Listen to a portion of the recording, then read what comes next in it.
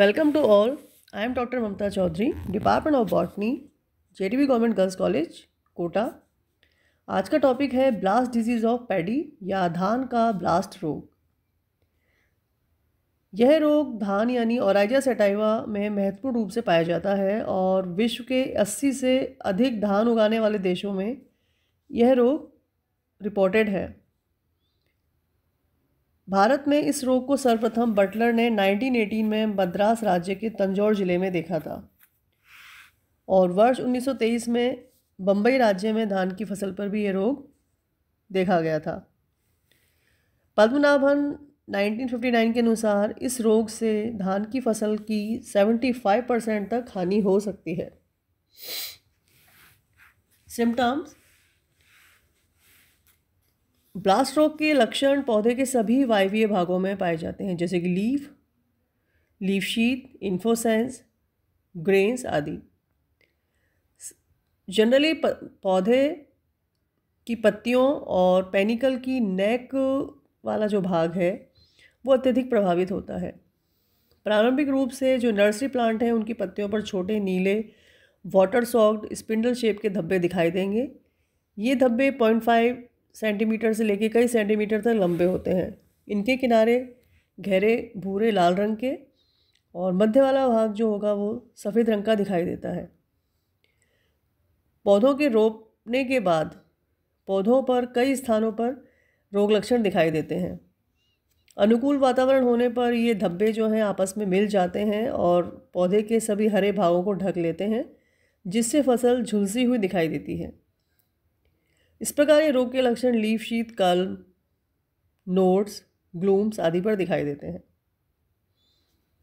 बाली के निकलने पर जो पेनिकल पार्ट है उसके नीचे नोडल पार्ट पर इन्फेक्शन अत्यधिक होता है, जिसके कारण नोड का जो भाग है सिकुड़कर काला हो जाता है और इस भाग को फंगस का जो माइसीलम है पूरा कवर कर लेता है। इस स्टेज को नेक इन्फेक्शन या नेक रोट भी कहते हैं।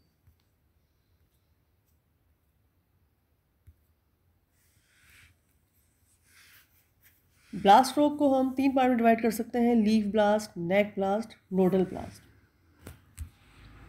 सीवियर केस में इन्फेक्शन होने पर पूरी क्रॉप में झुलसा हुआ अपीयरेंस दिखाई देता है, इसलिए इसको ब्लास्ट रोग कहते हैं। नेक ब्लास्ट, जैसा कि हमने पढ़ा कि जो पेनिकल का जो नेक पार्ट है उस पर ब्लैक कलर का पैच दिखाई देगा जिसे माइसीलम ढके हुए रहेगा और अल्टीमेटली जो पेनिकल या पुष्पक्रम है वो टूट जाता है और लटक जाता है।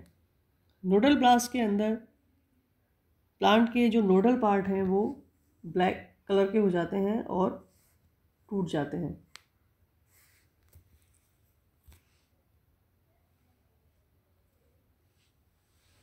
ईटियोलॉजी: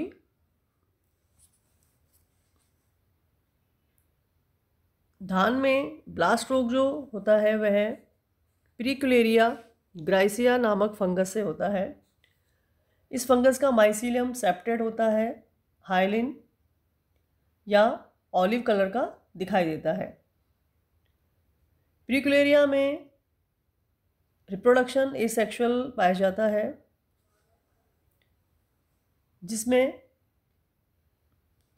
4 एस्कोस्पोर्स बनते हैं। इन एस्कोस्पोर्स का निर्माण इनकी फ्रूटिंग बॉडी पेरिथीशियम में होता है।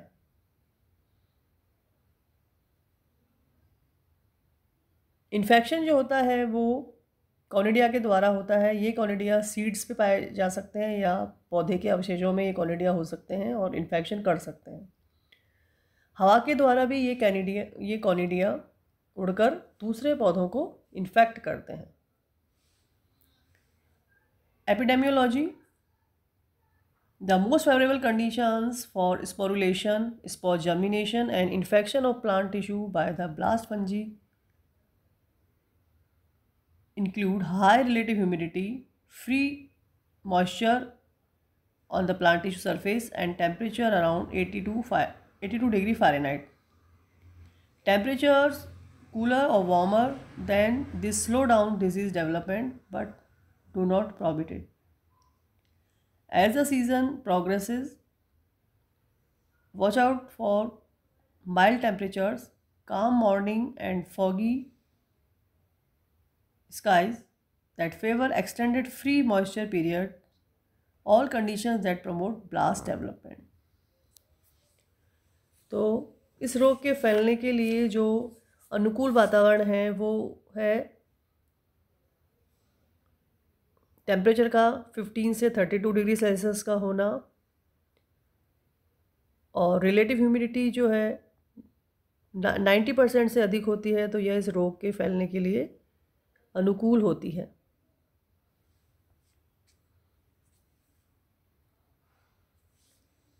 Life cycle of fungi Pyricularia. Rice blast fungus Pyricularia starts its infection cycle when a three-celled conidium lands on the rice leaf surface. The spore attaches to the hydrophobic cuticle and germinates, producing a narrow germ tube, which subsequently flattens and hooks at its tip before differentiating into a aprisorium. The single-cell aprisorium matures and the three-celled conidium collapses and dies in a programmed process that requires autophagy. The aprisorium becomes melanized and develops substantial turgor. This translates into physical force and a narrow present penetration patch forms at the base, puncturing the cuticle and allowing entry into the rice epidermis. Cell-to-cell movement can initially occur by plasmodesmata.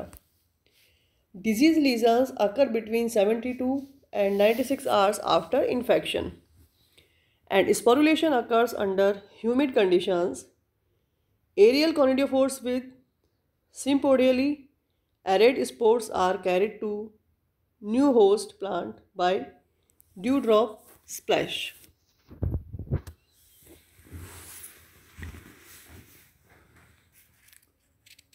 Management of the disease.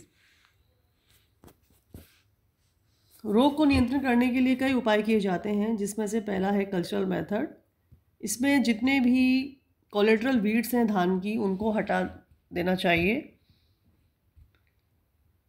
दूसरा, जितने भी disease seedling हैं उनको remove कर देना चाहिए, और nitrogen fertiliser का इस्तेमाल कम करना चाहिए, क्योंकि नाइट्रोजन की अत्यधिक उपस्थिति होने पर ये जो फंगस है वो तेज़ी से वृद्धि करता है। नाइट्रोजन का जो एप्लीकेशन है वो स्प्लिट डोजेस में करना चाहिए। और इस रोग को नियंत्रण करने के सबसे प्रभावी उपाय है कि disease resistant variety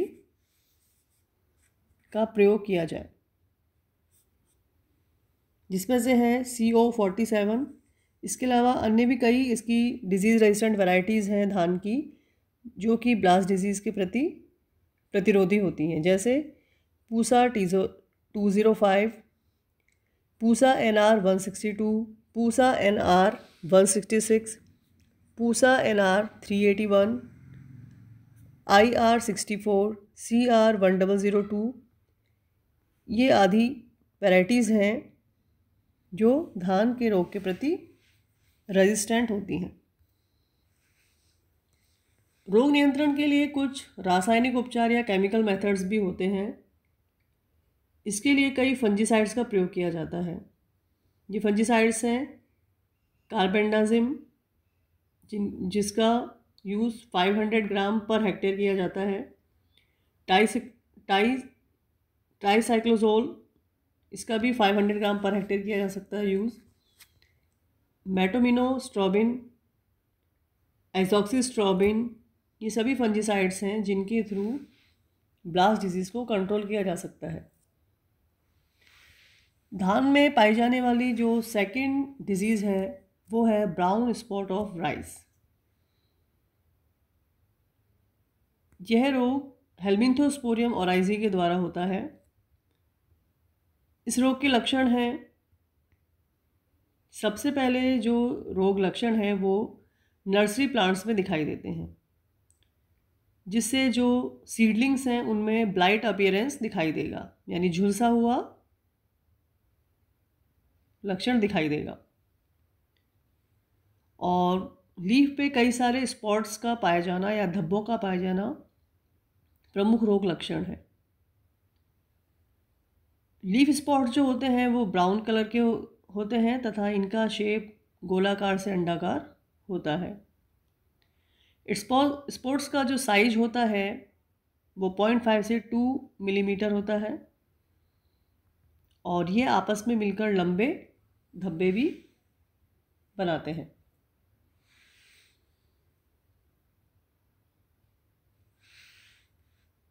brown spot disease जो है इसके जो सिम्टम हैं वो सीड्स पे भी दिखाई देते हैं, यानी सीड्स पर भी ब्लैक व ब्राउन स्पॉट्स दिखाई देते हैं। और इन्फेक्शन जो होता है इसका वो पेनिकल की नेक पे भी दिखाई देता है, जिससे जो पेनिकल की जो नेक पार्ट है वो ब्राउन कलर की दिखाई देती है। और सीवियर कंडीशन में ब्राउन स्पॉट डिजीज़ के कारण 50% तक जो ईल्ड है वो नष्ट हो जाती है। जैसे कि आप पिक्चर में देख रहे हैं फर्स्ट में कि इसमें डार्क ब्राउन डिजीज़ या ब्लैक स्पॉट डिजीज़ जो है वो पेनिकल पे जो कि इन्फोसेंस होता है उस पर दिखाई दे रही है और ग्लूम्स एंड ग्रेन्स पे भी दिखाई दे रही है, जिससे वो जला हुआ अपीयरेंस दिखाई दे रहा है। और सेकंड पिक्चर में आप ग्रेन्स पर ब्राउन कलर के स्पॉट्स दिखाई दे रहे हैं, धब्बे दिखाई दे रहे हैं, इसीलिए इसको ब्राउन स्पॉट डिजीज़ भी कहते हैं हम। ईटियोलॉजी, हेल्मिंथोस्पोरियम जो फंजाई है उसका माइसीलियम इंटर या इंट्रासेल्युलर हो सकता है और इसमें जो माइसीलियम है वो वृद्धि करके कोनिडियोफोर्स का निर्माण करता है जो कि आगे जाके कोनिडिया बनाते हैं। कोनिडिया जो है 8 से 10 कोशिकीय होते हैं और अपेक्स से नुकीले होते हैं और इनका कलर ब्राउन होता है। ब्लास्ट डिजीज़ का जो इन्फेक्शन या संक्रमण है वो संक्रमित बीजों द्वारा या कोलेट्रल होस्ट के द्वारा होता है। Epidemiology of spot disease of rice. The disease is prevalent throughout the rice growing tracts of the world. It is found to be pandemic in heavy rainfall areas like Himalayas, Assam, Malabar coast and West Bengal. The disease is generally severe in soils of low pH, low available potassium and also deficient in essential and trace elements. Temperature is favorable in 25 to 30 degrees Celsius. Relative humidity is 90%, which favors the disease. Heavy and late northeast monsoon is also favorable. Cloudy days and high doses of nitrogen also favors the disease.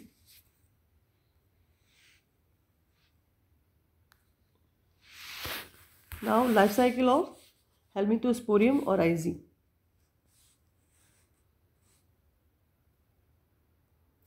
सबसे पहले अगर disease के अंदर mycelium होगा तो वृद्धि करेगा और सीड जर्मिनेशन के साथ साथ ही माइसीलियम जो है वो भी वृद्धि करने लगता है और पौधे में फैल जाता है।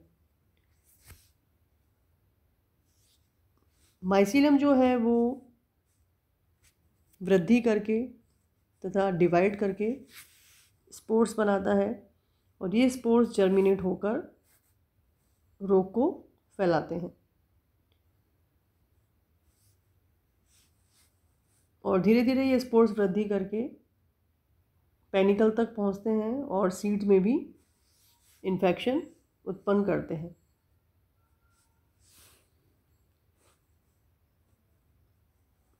ये हेल्मिंथोस्पोरियम फंगस के कोनिडिया हैं जो कि 7 से 8 कोशिकीय होते हैं और इनका शेप जो है थोड़ा सा सिकल शेप होता है।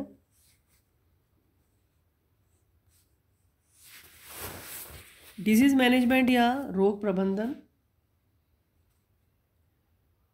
रोग को नियंत्रण करने के लिए कई उपाय किए जाते हैं, जिसमें से फर्स्ट है कि डिजीज़ रेजिस्टेंट वैरायटीज़ का प्रयोग किया जाए, जैसे कि राशि IR36 जगन्नाथ। ये जो वैरायटी हैं ये लीफ स्पॉट डिजीज़ के प्रति प्रतिरोधी हैं।